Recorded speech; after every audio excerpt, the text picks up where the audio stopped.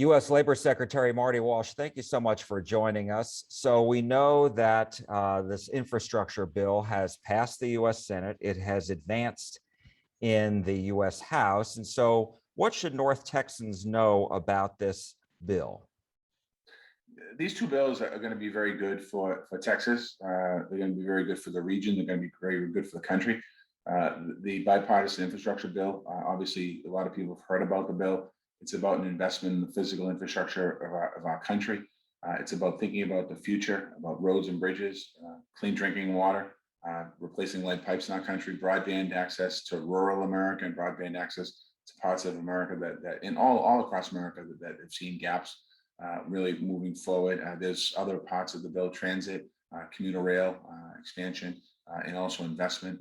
And then in the reconciliation package, it's an investment in the CARES economy, long-term care for adults, children. And you think about, the president's economic plan is about how do we win the future? And the way we win the future is by making investments now so that we have the infrastructure in our country, both on the physical infrastructure for people to be able to get around, but also on the human infrastructure, on making investments in industries, quite honestly, that we're very dependent upon. So let me ask you, as it relates to jobs, is there going to be a requirement for some of these, public works projects for there to be union employees, or is it an encouragement of union employees? It's going to be a Davis-Bacon provision, prevailing wage provision, that this work will make sure that workers that work on this project get paid a good wage for the investment that's going to be made. And in some of these jobs, the unions will be working on them, union members and membership will be working on them.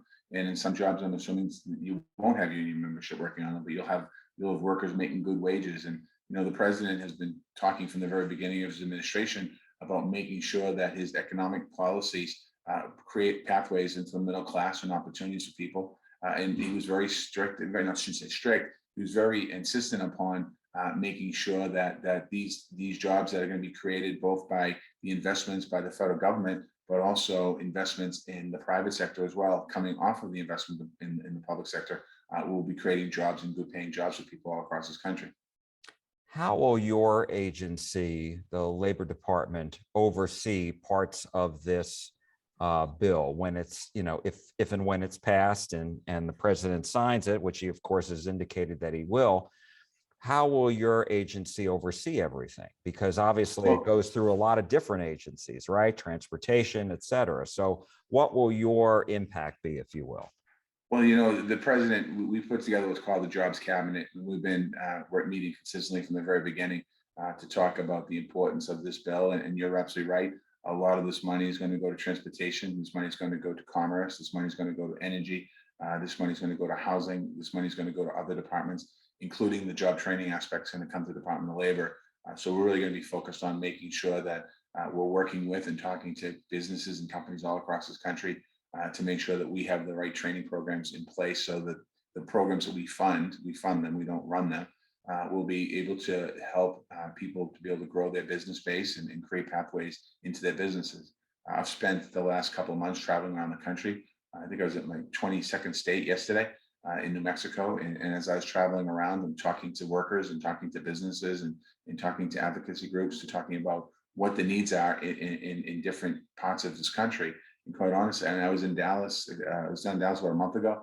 There's lots of needs and lots of wants, and people really want a pathway. And so the Department of Labor is really going to be the arm of job training and apprentices to make sure that we're creating real strong pathways. Give you another example. I was in Phoenix, Arizona a couple of days ago, and I was meeting with some CEOs from some hospital networks, and they were talking about nurses, and they were talking about the need for additional nurses and additional ability to think about the shortage that we're going to have in this country in the next 10 to 15 years. Made me think about what we do at the Department of Labor when it comes to this space and what we can do. And we can partner with community colleges. Yesterday, I was in New Mexico, Albuquerque, sitting down at a roundtable with police, fire, and EMS, talking about mental health services and also the shortages there. So we have real opportunities to partner with other cabinets to create pathways for all kinds of industries that are established in this country, but also emerging industries. You mentioned your visit to Dallas last month. I'm wondering, is there anything common among your visits to the different states when it comes to need assessments as it relates to worker training and job training? Well, there's no question about it. When you're in the bigger cities, Dallas and Boston and Albuquerque and Phoenix, there's needs for job training. Obviously, one of those places, a lot of people are underemployed. They're working in industries that they quite honestly don't think they can move out of. And then when I'm in rural America, really creating access to jobs to these job centers, and also that's where the physical infrastructure bill comes in handy and really well because it allows people connectivity to jobs. So I think that, as they go around, the stories are consistent about people wanting to better themselves, better their opportunities for their families. They're excited about the potential of these two bills and what they can do for America. They're excited about the Biden presidency as far as really focusing on, first time in a long time, creating a strong pathway to the middle class. How are these projects going to be awarded? Are they going to be awarded by the federal government, by the state government, by local governments? What's in the bill, and how does it get dispersed, if you will?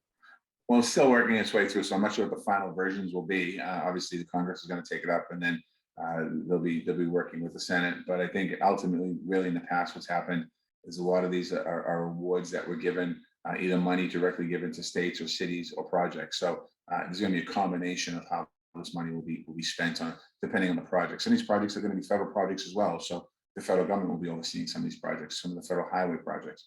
There's going to be local projects, bridge projects, this local authorities, whether it's a state or a city or town, will be also making investments. So you're going to see a mix process of how this money gets allocated. Administration, and are you in contact with these Democrats to make sure that this bill passes? I'm definitely having conversations with congressional members, both Democrats and Republicans, and on the bipartisan infrastructure bill. I spent some time talking to Democrats and Republicans. We have to realize that a congressional person or a senator gets elected by their constituency, and their voice is important to be at the table. This is democracy. That's the beautiful thing about America. And having everyone's voice to be able to talk about how they want to proceed is important. I mean, I was a former legislator in Massachusetts, and I wanted my voice heard. So it's a slow process, but it's a needed process. And the conversation has been going well. People have differences of what their priorities might be and what they're really concerned about. And I think it's important for everyone to have a voice at the table. U.S. Labor Secretary Marty Walsh, thank you so much for your time. We do appreciate it. Thank you. I appreciate it.